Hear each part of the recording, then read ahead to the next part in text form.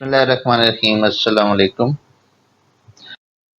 आज का हमारा टॉपिक है व्हाट इज़ ऑपरेटिंग सिस्टम और मेरे चैनल का नाम है जी लर्निंग कंप्यूटर स्किल्स। मेरा नाम प्रोफेसर साजिद रियाज है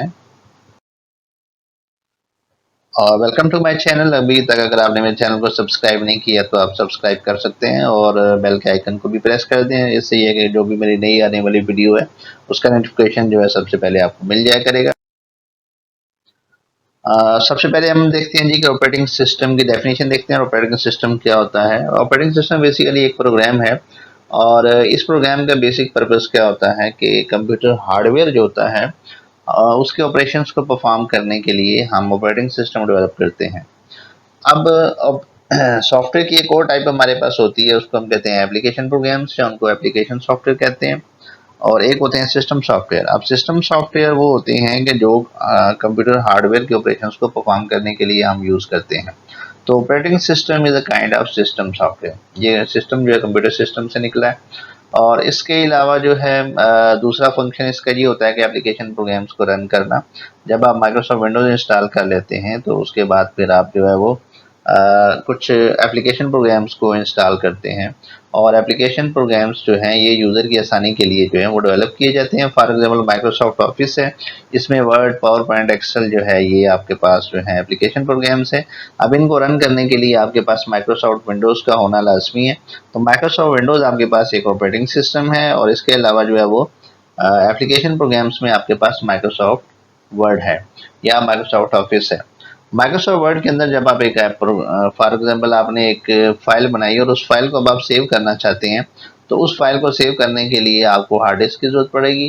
तो अब हार्ड डिस्क पे जाके जो उस फाइल को स्टोर करेगा वो आपका ऑपरेटिंग सिस्टम है। तो इस तरह से एप्लीकेशन प्रोग्राम्स को जो है सही तरह से उनके ऑपरेशंस परफॉर्म करना और उसमें जो हार्डवेयर से रिलेटेड एक्टिविटीज़ हैं वो सारी की सारी जो है हमारा ऑपरेटिंग सिस्टम परफॉर्म करता है। ऑपरेटिंग सिस्टम कहाँ-कहाँ पे यूज़ होते हैं? ऑपरेटिंग सिस्टम सबसे पहले हम देखते हैं कि डेस्कटॉप कंप्यूटर्स के अंदर यूज़ होते हैं। डेस्कटॉप कंप्यूटर्स जब मोबाइल फ़ोन्स भी नहीं थे और आपके पास टैबलेट या इस तरह की चीज़ें नहीं थी, तो सबसे पहले आपके पास डेस्कटॉप कंप्यूटर्स थे जो आम हमारे कंप्यूटर्स होते हैं, तो उनके लिए जो है वो ऑपरेटिंग सिस्टम सबसे पहले बनाए गए। उसके बाद फिर आपके पास टैबलेट पीसी आ गए, इसके अलावा जो है वो आपके पास स्मार्टफ़ोन्स आ गए, तो इनके लिए भी ऑपरेटिंग सिस्टम्स डेवलप किए गए हैं। जैसे आजकल जो है आप एंड्रॉयड ऑपरेटिंग सिस्टम जो है ये स्मार्टफोन्स पे यूज़ किया जाता है, टैबलेट पे एंड्रॉयड भी यूज़ किया जाता है और इसके अलावा जो है आप इस पे विंडोज़ या इस तरह से बाकी ऑपरेटिंग सिस्टम भी यूज़ कर सकते हैं। ऑपरेटिंग सिस्टम की हमारे पास जो एग्जांपल्स हैं उसमें सबसे पहले माइक्रोसॉफ्ट विंडोज़ है, उसके बाद जो है ओएस एक्स है। अब ये ओएस एक्स क्या चीज़ है? OS stands for operating system, x कहते हैं 10 को, तो ये बेसिकली इसकी 10th रिलीज है ऑपरेटिंग सिस्टम की, इस वजह से इसको ओएस एक्स का नाम दिया गया है। अब ये मैक ओएस एक्स इसका ओल्ड नेम था और मैक जो है हम इसलिए कहते हैं कि क्योंकि इन सिस्टम्स को मैकिन्टोश कहा जाता है। ये एप्पल के सिस्टम्स थे, तो एप्पल के सिस्टम्स पे सिर्फ आप ओएस एक्स जो सॉफ्टवेयर है वो आप इंस्टॉल कर सकते हैं। इसके अलावा जो है लाइनक्स जो है ये आईबीएम की एक प्रोडक्ट है और ये भी एक ऑपरेटिंग सिस्टम है जो कि सर्वर कंप्यूटर पे ज़्यादा यूज़ होता है। इसके अलावा क्लाइंट कंप्यूटर्स पे भी हम इसको यूज़ करते हैं। अगर हम टास्क ऑफ ऑपरेटिंग सिस्टम की बात करें तो ऑपरेटिंग सिस्टम की जो सबसे पहले टास्क होती है वही होती है कि ये प्रोग्राम्स को रैम के अंदर लोड करता है। अब देखें फॉर एग्जांपल आपके पास एक प्रोग्राम है तो वो प्रोग्राम्स हार्ड डिस्क पे स्टोर हुए होते हैं। आप हार्ड डिस्क से प्रोग्राम को जो है रैम में लेके आते हैं सबसे पहले। इस प्रोसेस को लोडिंग का प्रोसेस कहते हैं।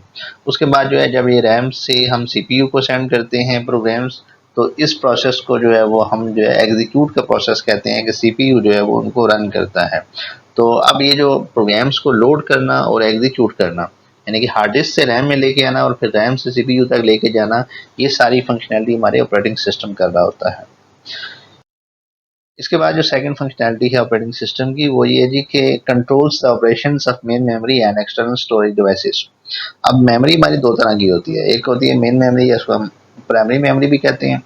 प्राइमरी मेमोरी इसलिए कहते हैं कि जो जब आप कंप्यूटर ऑन करते हैं तो सबसे पहले जो मेमोरी एक्टिवेट होती है वो आपके पास मेन मेमोरी या प्राइमरी मेमोरी होती है।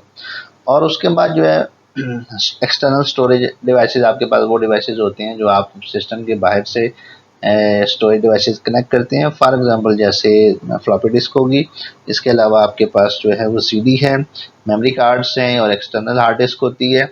यूएसबी फ्लैश ड्राइव है, अब ये एक्सटर्नल डिवाइसेस हैं।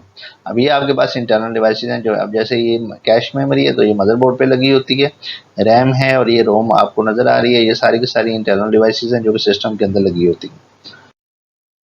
इसके बाद एक और फंक्शन होता है जी ऑपरेटिंग सिस्टम का जिसको हम कहते हैं file and folder management system. इसमें ये होता है कि आपका जो ये कह लें कि जितने भी डॉक्यूमेंट्स होते हैं वो फाइल एंड फोल्डर्स के अंदर आप उनको अरेंज करते हैं। तो अब जैसे आप यहाँ पे देख सकते हैं कि दिस पीसी का आइकन आपको नज़र आ रहा है, जो ही आप इसको क्लिक करते हैं तो आपके पास ड्राइव्स आ जाते हैं जिसमें सी डी ई एफ ये ड्राइव्स होती हैं आपके पास। फिर आप सी ड्राइव में जाकर फोल्डर बनाते हैं, डी में फोल्डर बनाते हैं और उन फोल्डर्स के अंदर फिर आप सब फोल्डर बना सकते हैं और उनके अंदर आप फिर फाइल्स रखते हैं। तो अब अगर आप ये पिक्चर देखें तो इसमें आपको ये बजट की कवर लेटर और ये आपको जो है वो 3 फाइल्स नज़र आ रही हैं और ये 3 आपको फोल्डर्स नज़र आ रहे हैं। तो इस तरह से फोल्डर्स एंड फाइल्स के अंदर जो है वो डॉक्यूमेंट्स को अरेंज करना ये भी आपके ऑपरेटिंग सिस्टम का फंक्शन है। नेक्स्ट ऑपरेटिंग सिस्टम का फंक्शन हमारे पास है वो है input output devices. Input devices और आउटपुट डिवाइसेस की फंक्शनैलिटीज जो है या इनके ऑपरेशंस को परफॉर्म करना सक्सेसफुली ये भी जो है ऑपरेटिंग सिस्टम की टास्क होती है। और इसमें क्या होता है जी, जैसे इनपुट डिवाइसेस हैं, कीबोर्ड है, माउस है, जॉयस्टिक है, स्कैनर है, ये सारे के सारे आपके पास इनपुट डिवाइसेस हैं। इसी तरह आउटपुट डिवाइसेस होते हैं जैसे मॉनिटर्स हो गए, प्रिंटर्स हैं, प्लॉटर्स हैं और इसके अलावा आपके पास स्पीकर्स होते हैं। ये सारे के सारे आउटपुट डिवाइसेस हैं। लेकिन कुछ डिवाइसेस जो होते हैं वो इन बिटवीन होते हैं, यानी कि वो इनपुट डिवाइसेस भी होते हैं और आउटपुट डिवाइसेस भी होते हैं। इसमें फॉर एग्जांपल सबसे पहले एग्जांपल डिजिटल कैमरा है। डिजिटल कैमरा आपका जो है वो पिक्चर को कैप्चर करने के लिए भी यूज़ किया जाता है और इसके अलावा इसके अंदर एक एलसीडी होती है जिसके थ्रू जो है वो इमेज को या पिक्चर को डिस्प्ले भी करेगा। इसके अलावा हमारे पास जैसे सीडी या डीवीडी होती है तो इसमें रीड और राइट ऑपरेशन दोनों परफॉर्म होते हैं। रीड ऑपरेशन जो है और राइट ऑपरेशन ये इनपुट आउटपुट ऑपरेशन हम इनको कह सकते हैं। इसके अलावा ऑपरेटिंग सिस्टम की एक टास्क ये होती है कि ये मल्टीटास्किंग होता है। मल्टीटास्किंग का मतलब ये है कि आप मल्टीपल टास्क को एट अ टाइम परफॉर्म कर सकते हैं। लेकिन इंटरनली कंप्यूटर जो है या प्रोसेसर जो है वो सिर्फ एक टास्क को ऑटोमेटिकली परफॉर्म करता है। फॉर एग्जांपल जिस यहाँ पे आपको 4 टास्क नज़र आ रही हैं लेकिन रन जो है वो एक ही टास्क हो रही है। एक टास्क को सीपीयू एग्जीक्यूट कर रहा है, बाकी जो है वो स्टॉप हुई हुई हैं, अभी पॉज हुई हुई हैं, आप देख सकते हैं। और फिर थोड़े टाइम के लिए सीपीयू एक टास्क को एग्जीक्यूट करेगा एक खास पीरियड ऑफ टाइम के लिए, फिर उसके बाद टास्क 2 को, फिर टास्क 3 को, फिर इसी तरह से 1 बाई 1 हर टास्क को। फॉर एग्जांपल ये समझ लें कि आप एक टास्क 5 सेकंड की है तो वो एक एक सेकंड के लिए सारी टास्क को परफॉर्म करेगा, उसके बाद फिर अगले सेकंड में सारी टास्क को परफॉर्म करेगा। इस तरह से वो उनके दरमियान में स्विचिंग करेगा।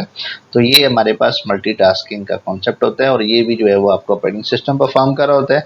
इससे नज़र ऐसे ही आता है कि जैसे सारी की सारी टास्क वो एट अ टाइम परफॉर्म कर रहे हैं।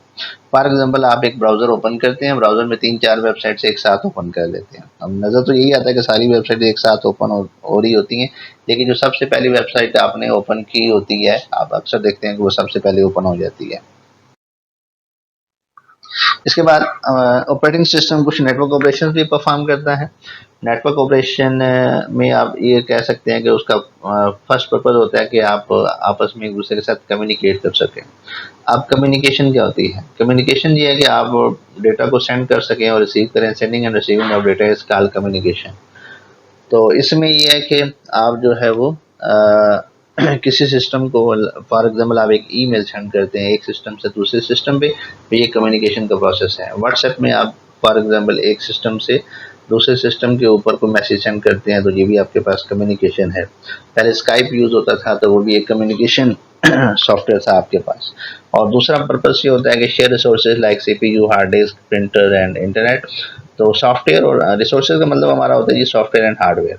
तो जो हार्डवेयर कंपोनेंट्स हैं और सॉफ्टवेयर कंपोनेंट्स हैं ये दोनों हम नेटवर्क के अंदर शेयर कर सकते हैं। तो इसको हम जो है वो ये भी जो है ऑपरेटिंग सिस्टम की एक बड़ी यूनिक फंक्शनैलिटी है।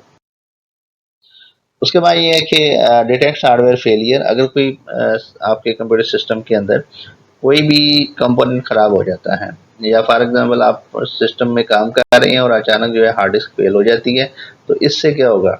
इससे ये होगा कि आपका सिस्टम जो है एक एरर जनरेट करेगा कि हार्ड डिस्क आपकी क्रैश कर गई है। या अगर रैम ख़राब हो जाती है तो उससे अगेंस्ट एरर आना शुरू हो जाते हैं। फिर इसी तरह से आप सिस्टम को ऑन करते हैं फॉर एग्जांपल और आपका कीबोर्ड काम नहीं कर रहा तो वो कीबोर्ड का एरर आपको दे देगा। तो ये एरर्स को या फेलियर्स को डिटेक्ट करना, ये भी ऑपरेटिंग सिस्टम की फंक्शनलिटी होती है।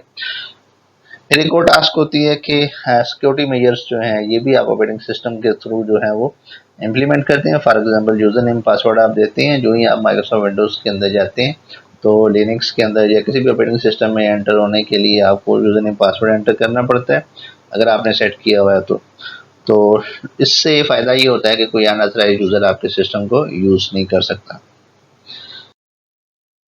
Thanks for watching my video. और अगर आपको ये वीडियो पसंद आई हो तो आप लाइक कर सकते हैं और कमेंट भी कर सकते हैं। अगर इस तरह की कोई और वीडियो देखना चाहते हैं तो आप उसमें कमेंट कर सकते हैं और आप अपने दोस्तों यारों से इसको शेयर भी कर सकते हैं।